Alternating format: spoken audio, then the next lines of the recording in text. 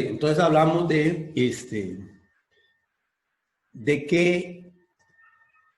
los cambios más significativos de los últimos 50 años. Y el primer cambio, como lo dije anteriormente, es de la fuerza física al conocimiento. Es decir, en el pasado se valoraba y utilizaba la fuerza física. Y hoy la principal riqueza, es el recurso humano talentoso con conocimientos y habilidades. Y vemos, cuando hablamos de la plataforma de recursos humanos y cuando hablamos de las etapas por las que ha pasado recursos humanos, desde una etapa o una fase meramente administrativa a una fase estratégica, nos damos cuenta que ahí es donde se cumple este principio. Es precisamente la importancia que le dan algunas empresas a sus trabajadores y la poca importancia que le dan muchas empresas a sus trabajadores y no los ven como una fuente de generación de riqueza.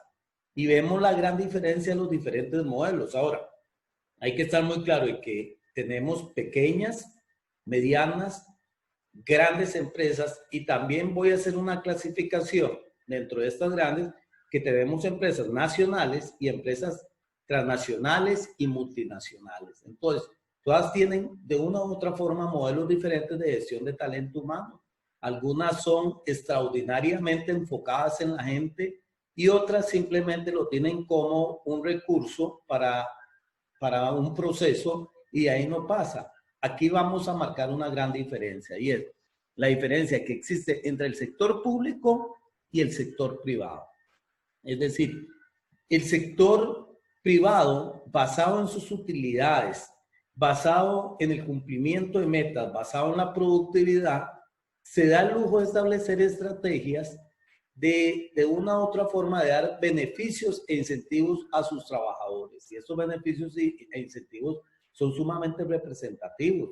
Y hablamos de toda una gama de beneficios y de opciones que se dan. Por ejemplo, hay empresas que dan pólizas de gastos médicos a sus trabajadores y no tienen que ir a un sistema social, sino que van a un sistema privado en donde algunos ni siquiera tienen que pagar nada para recibir la atención médica correspondiente y atención médica de un muy buen nivel. Entonces, todo esto nos hace reflexionar cuál es el camino que debemos seguir. Porque, al contrario, está el sistema público, pero en el sistema público marca una característica fundamental y es que la gente o se habla de que los trabajadores reciben muchos pluses, pero la gran diferencia está en que en el sistema público pueden tener muchos pluses, pero hasta ahí llegó, ya no se pueden dar otro tipo de beneficios, llamémoslo así, y no marca diferencia entre un trabajador malo y un trabajador altamente productivo. Y cuando hablo de un trabajador malo, me refiero a un trabajador que es improductivo, ¿verdad? Que siempre, lamentablemente, está en la zona de confort. Y si el sistema público, que también lo tiene, el sistema privado, le agregamos el capital político, todavía más dramática la situación. Entonces, ¿cuál es el camino que hemos visto acá?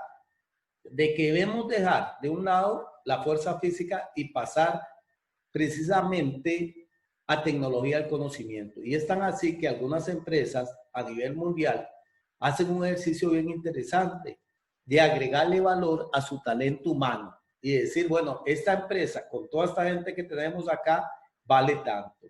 De hecho, cuando hay una fusión o una adquisición, le dan suma importancia a la gente que tienen, cuáles son sus cuadros gerenciales, cuáles son sus cuadros intermedios y cuáles son sus cuadros operativos.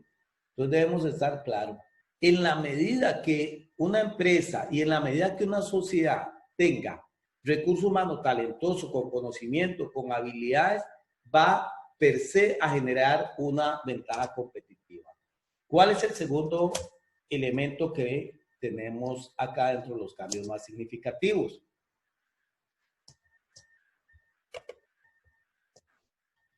El cambio global. Y este cambio global, les puedo asegurar que tenemos 50 años de venir hablando de él. Simplemente hablamos de una globalización.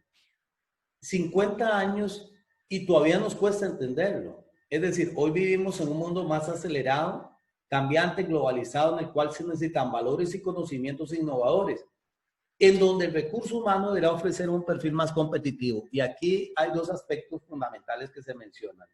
En la parte de innovación, que resulta fundamental, pero esto lo hace a uno reflexionar qué sucedió hace 30, hace 40 años. Les puedo asegurar que muchas empresas, para lograr su desarrollo, tenían departamentos de investigación y desarrollo. Se dedicaban de una u otra forma a buscar nuevas opciones para sacar adelante a la organización, ya sean servicios, de productos, etcétera. En ideas, tenían estrategias de manejo de ideas y eso simplemente se llama innovación. Sin embargo, con el tiempo, lo que era investigación y desarrollo fue quedando de lado, ¿verdad? Y simplemente se desarrollaron estrategias de yo también. ¿Y cuál era la estrategia de yo también? Que si alguien en X lugar sacaba un modelo de gestión, inmediatamente lo aplicábamos a la organización, indistintamente si lo habíamos tropicalizado o no. Y dentro de todo esto, y lo que es claro y es contundente, es que para estar en el mercado laboral, el recurso humano, toda persona debe ofrecer un perfil más competitivo. Y aquí, valga mencionar que hace muchos años, lo que más valía en el medio empresarial era la experiencia. ¿Por qué? Porque lamentablemente los sistemas o las casas de enseñanza, las universidades, no había mucho en el país. No había mucho en el país, las opciones no son como ahora, que por todo lado hay universidades. Entonces eso hacía que la gente del colegio inmediatamente entrara a trabajar y comenzaba a desarrollar cierto tipo de experiencia. Entonces ese era el perfil de mayor valor. Sin embargo, después ya cuando salieron las universidades privadas, como la UACA, que es la universidad más antigua privada de Costa Rica, ya se le dio valor a lo que es el título universitario. Y así fue desarrollándose este país. Sin embargo, hay algo muy importante. La gente muchas veces se dedica a estudiar una carrera y piensa que hasta ahí llegó. Y por el contrario, ahí es donde comienza la mayor responsabilidad de ofrecer un perfil más competitivo. Hace muchos años era irrelevante si usted tenía conocimiento de portugués, de inglés, de alemán, de mandarín. Hoy es una condición para generar un perfil más competitivo, ¿verdad? Es casi imposible pensar que una empresa transnacional va a contratar a una persona que no sepa inglés o que al menos no tenga las bases suficientes. Entonces, eso evidentemente nos dice que día con día la exigencia nuestra es mayor. Y si a eso le agregamos algo interesante como es que continuamente las tecnologías vienen cambiando y muchas veces nosotros nos vamos quedando obsoletos. Entonces, tenemos la responsabilidad no solamente de prepararnos más, sino también de actualizarnos constantemente. El siguiente elemento que estamos mencionando acá es precisamente el trabajo en equipo y es una de las razones del curso. Es decir, las empresas requieren una mayor coordinación e integración entre sus colaboradores y los diferentes cargos. ¿Qué es lo que nos hace falta en las empresas para trabajar verdaderamente en equipo? Disciplina. Disciplina, no obstante, hay diferentes niveles de empresas. Tenemos empresas que están prácticamente en su génesis, que son por sí mismas, las podemos llamar, que son empresas que no han llegado a una etapa de maduración adecuada. Entonces encontramos también que en ese tipo de empresas hay demasiados conflictos, versus una empresa que llamamos una empresa madura, en donde los conflictos ya se manejan de forma científica. Este caso concretamente permite de una u otra forma de que exista la posibilidad de desarrollar un mejor trabajo en equipo. Y las siguientes, que yo les quería mencionar en ese sentido es, dentro de todas esas transformaciones, es los grandes avances que hemos tenido en materia legal, ¿verdad? En materia específicamente laboral. Y recientemente, ¿qué se nos viene dando? La parte de la transformación digital, evidentemente que es una transformación vital en las organizaciones, donde las organizaciones, de una u otra forma, algunas se quedaron muy atrás, se convirtieron en organizaciones obsoletas, y cuando usted se queda muy atrás, ¿qué es lo que pasa? Que pierde competitividad. Entonces, todo eso nos lleva, bueno, y falta establecer acá y hablar contundentemente de las implicaciones de la pandemia, porque hasta este momento que estamos cumpliendo 8 meses, 9 meses, 10 meses a nivel mundial, desde que inició la pandemia, no nos hemos sentado a ver todas las implicaciones en el medio empresarial, ¿sí? En todas las filosofías empresariales y cuál fue la revolución que ha generado esta pandemia como tal. Y la mayor revolución que ha generado es transformación digital, ¿verdad? Como un teletrabajo que no es teletrabajo, que está mal enfocado, pero al final de cuentas lo estamos haciendo, y también un cambio de mentalidad. Es decir, de una u otra forma, la pandemia ha cambiado nuestra mentalidad de cómo vemos las cosas, de cómo vemos la familia, de cómo vemos el trabajo, de cómo vemos la sociedad, de cómo vemos las cosas que nos rodean. Y eso resulta fundamental, porque uno, pienso que uno también lo vive en el sentido de que anteriormente teníamos libertad para todo.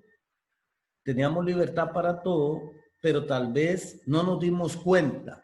Y ya esto sí todo el mundo lo menciona, y posiblemente sus profesores todos los días se los digan, pero es interesante ver a una familia que quiere ir a la playa cuando llega a la playa.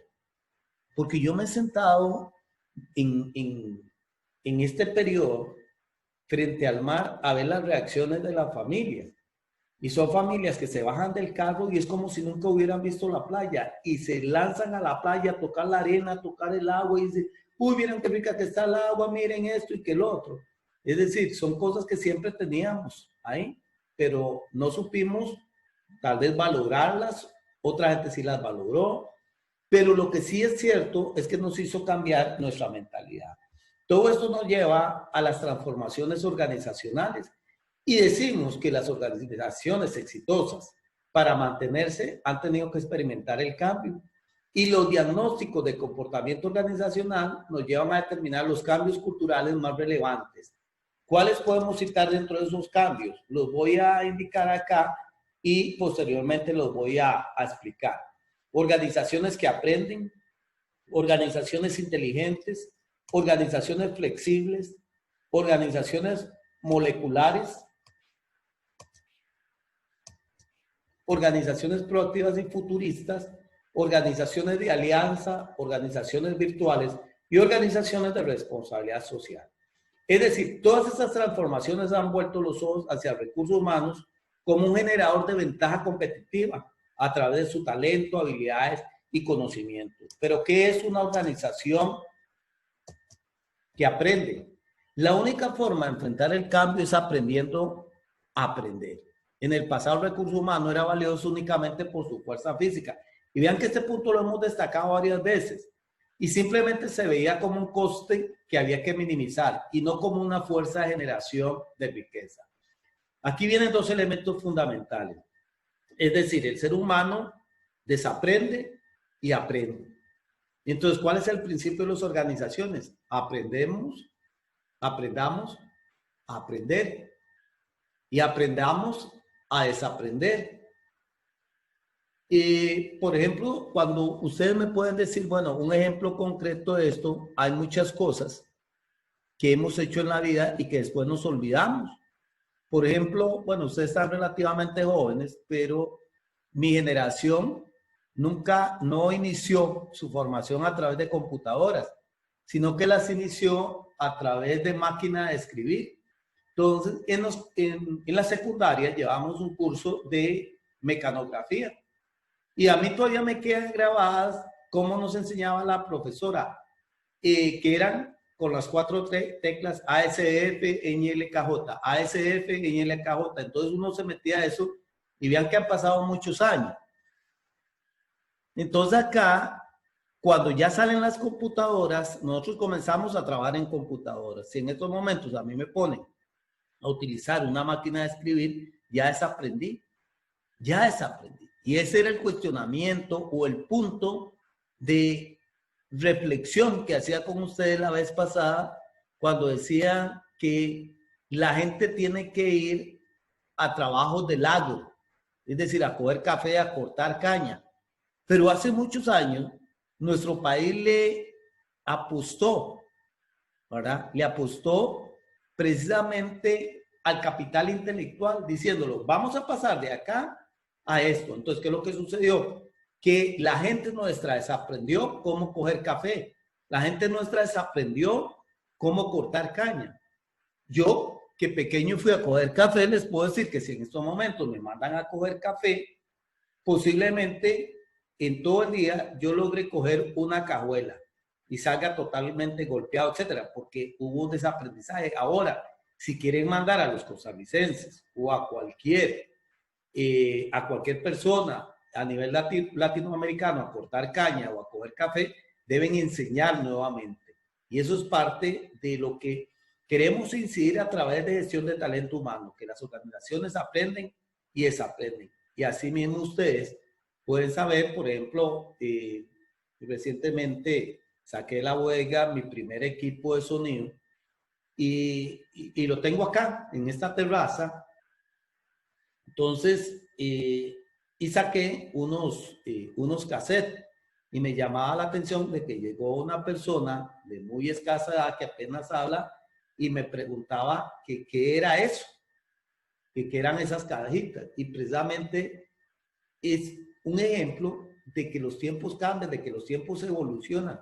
Y hay cosas que desarrollamos acá que son muy diferentes en este momento y que van a ser todavía más diferentes en un futuro. Así como hablamos en futurología del trabajo, de que los trabajos iban a cambiar radicalmente, iban a aparecer nombres, y en estos momentos hay nombres que nos llaman poderosamente la atención, pero dentro de unos 20 años eso va a ser muy normal, muy común en ese momento. Después tenemos las organizaciones inteligentes, y una organización inteligente es la que tiene claro de que el capital más importante es la capacidad de generar conocimiento.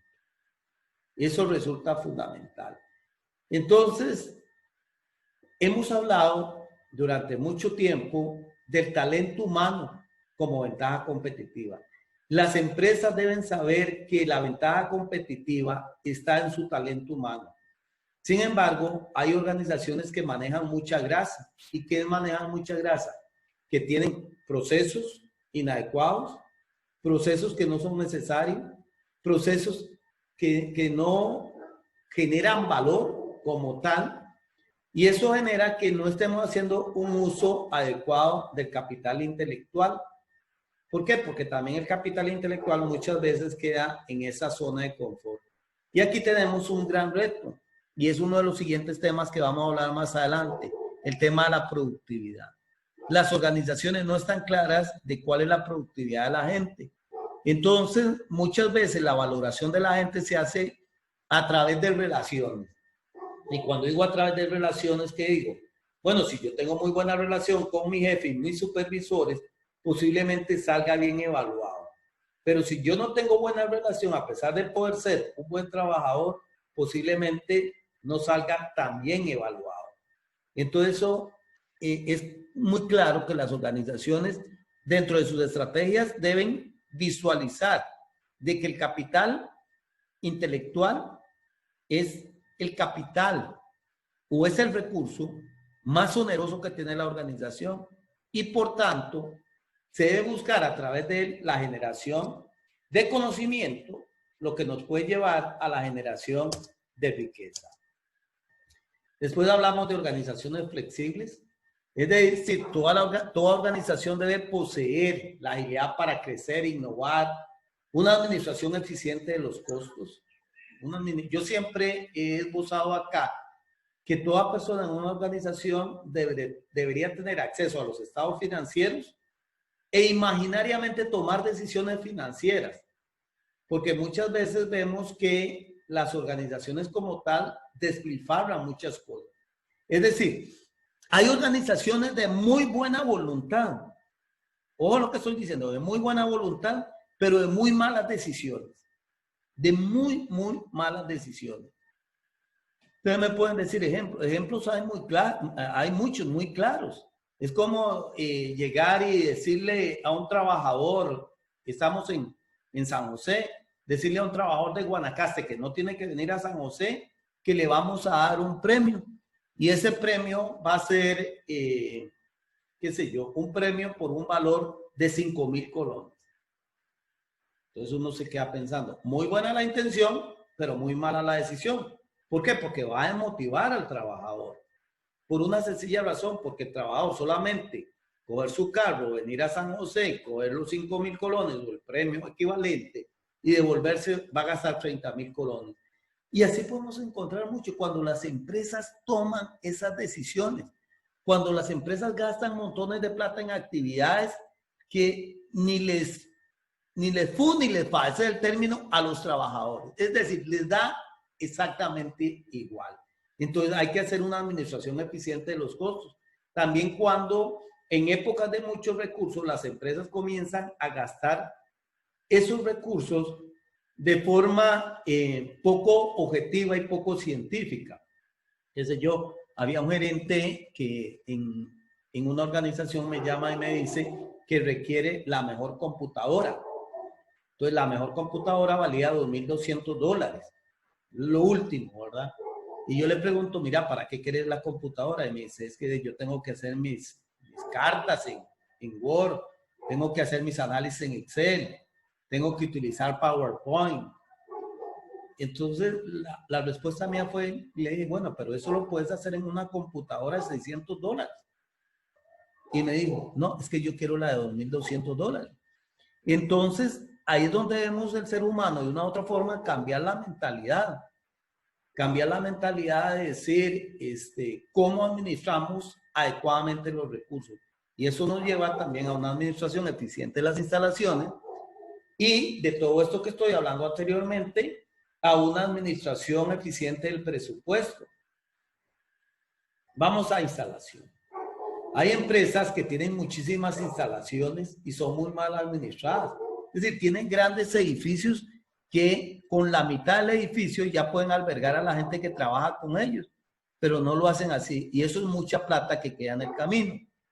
Y después en el presupuesto, que hay empresas que se dedican a elaborar presupuestos continuamente, pero llega un momento en que el presupuesto no viene, pensemos, si los presupuestos son anuales, pero se manejan diariamente y semanales, hay empresas que dentro del presupuesto lo estructuran para gastos mensuales y lo van acumulando y después gastan a los 10 meses, gastan en cualquier cosa porque dicen, ya presupuestamos esto, tenemos que gastarlo. Y el más relevante de una organización flexible, evidentemente, es el capital humano, ¿verdad? Que hemos destacado ampliamente cómo se debe administrar y cómo se debe gestionar.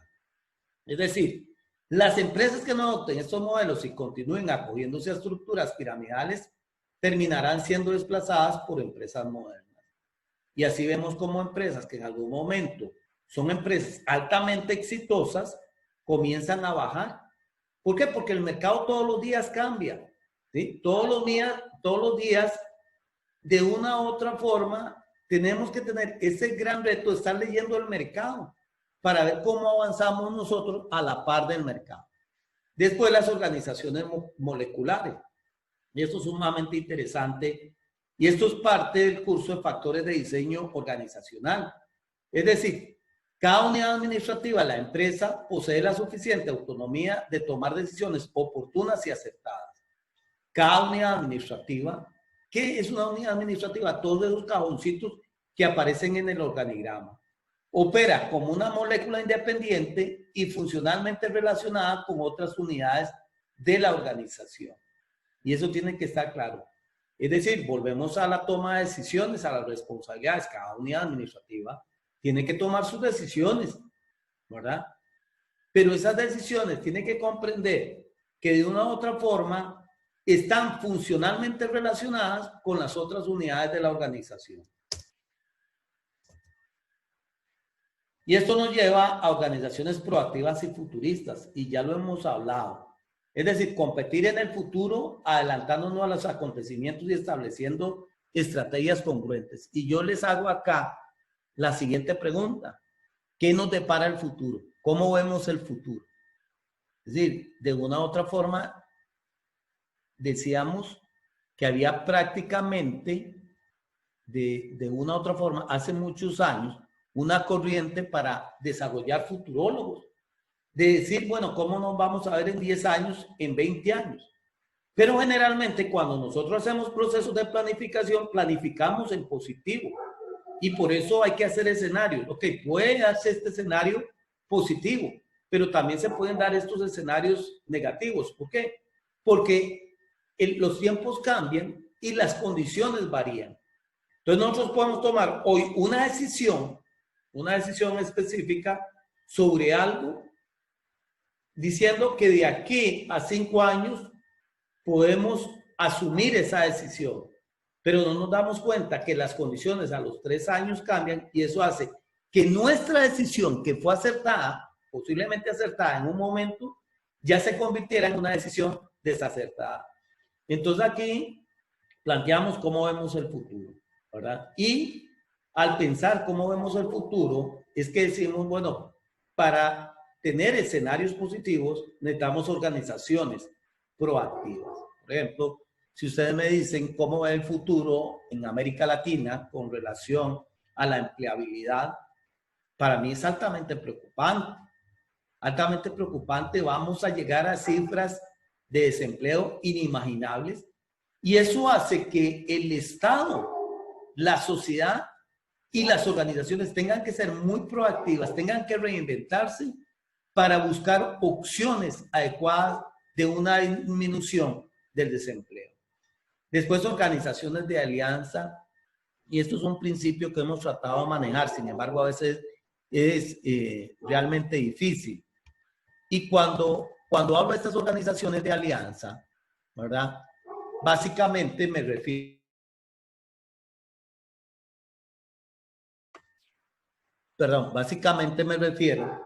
a realizar alianzas estratégicas con otras empresas. Es decir, buscando aprovechar el conocimiento y el talento de la organización. Y vean algo fundamental dentro de esto. Siempre hemos hablado que dentro de una escala estructural de empresa, la gran empresa debería ayudar a la pequeña empresa. Mi experiencia como microempresario me dice que difícilmente la gran empresa ayude al pequeño empresario. Por lo general hay una tendencia a comerse al pequeño empresario.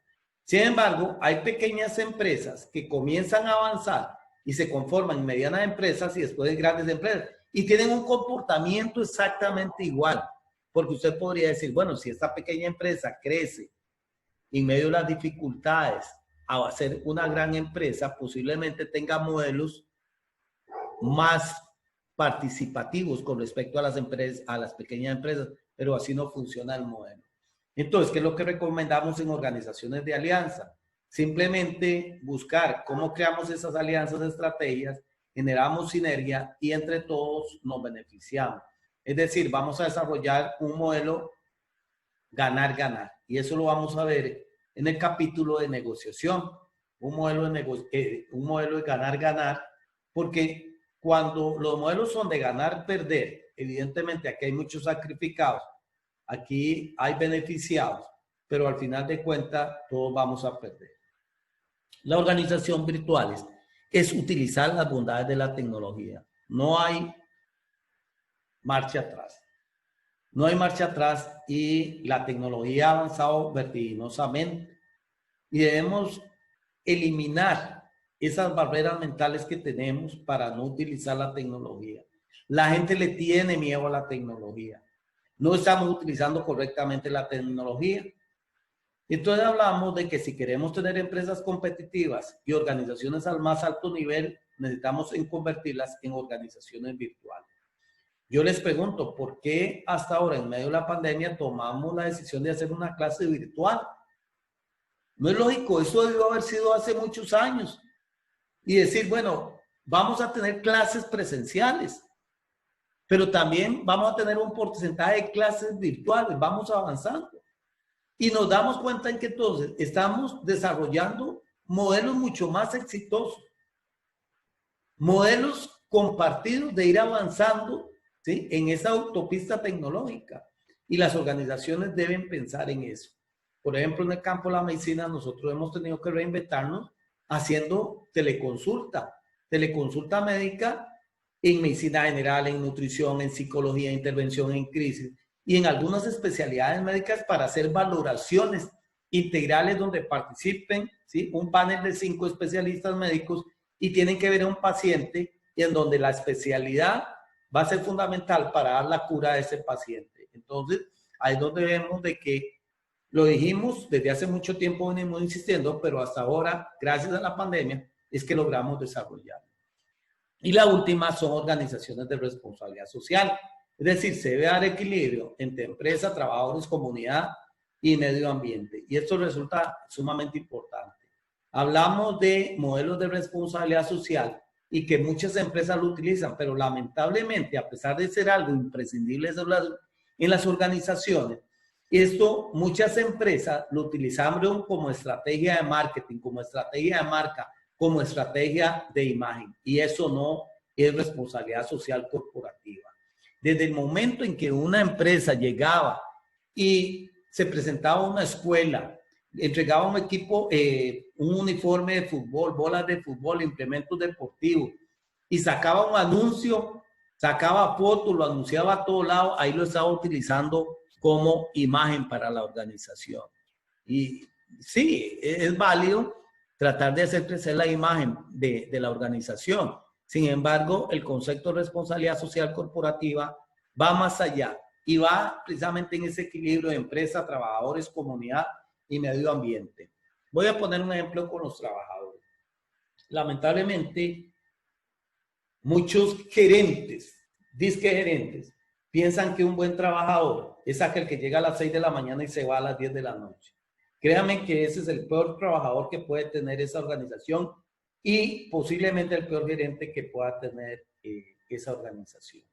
Cuando hablamos de responsabilidad social y este equilibrio trabajadores-empresa, es buscar una alta productividad, pero también comprender el tiempo de los trabajadores y saber que los trabajadores tienen familia, tienen vida.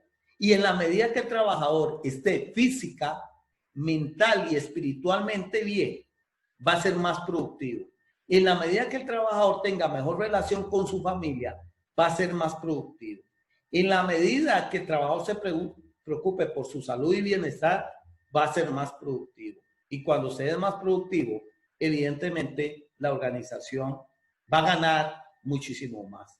Cuando la productividad de la organización es alta, los resultados financieros son sumamente altos y eso todos lo debemos comprender. Es decir, bajo este escenario, ¿hacia dónde se deben mover las empresas y las personas? Y como lo dije anteriormente, hablamos de 3 factores de producción. Nos enseñaron en principios de economía esos 3 factores de producción: tierra, capital y trabajo.